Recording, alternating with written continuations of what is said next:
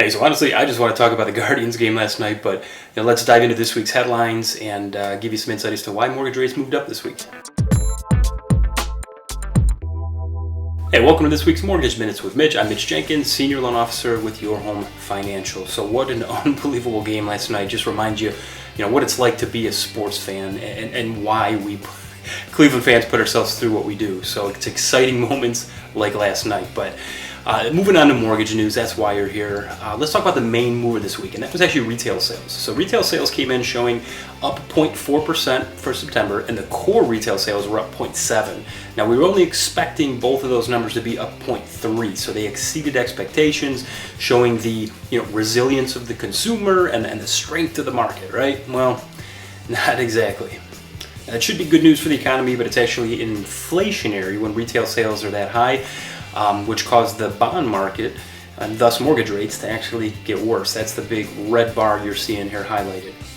The reason I'm a little wary about these numbers is just a lot of the revisions we've been seeing lately, because all across the board, a lot of sectors of the economy are clearly in a recession. The industrial and manufacturing, none of those numbers are showing strength, and yet the retail consumer, we're spending money, but a lot of it is going on credit. We have a record high credit card debt, and somehow that's supposed to be strength in the economy. And the BLS has revised last year's job numbers down by 800,000. You have the FBI with their violent crime statistics. Just in the presidential debate, it was fact-checked that the numbers are down 2.1%. And yet here we are, they just kind of snuck it in quietly last week. Now they're actually up 4.5%. So violent crime is up, even though it was fact-checked during a presidential debate, saying that they were down. So it's hard to know what to trust. And I don't want to be cynical. I don't mean to be cynical. All I can do is kind of report what I see and give you the facts. So a big area of concern that I see, the New York Fed announced this week the probability of consumers to default on their debt, on any debt, in the next 3 months is at 14.2%.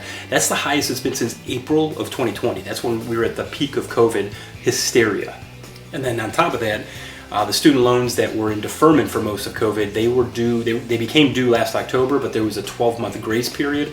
Well, that ends this month. So anybody with student loans that's been in kind of a grace period or in deferment, you have to start paying that next month. So definitely some concerns, in the overall health of the economy.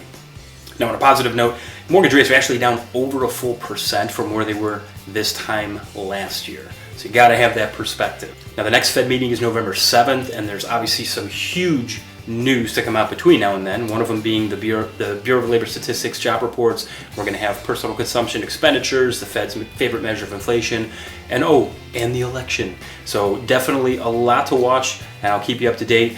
Definitely things are kind of ramping up here, so we'll see what the market does. Hopefully some positive news here in the near future. But as always, thanks so much for watching. We'll see you next week, and go Guardians.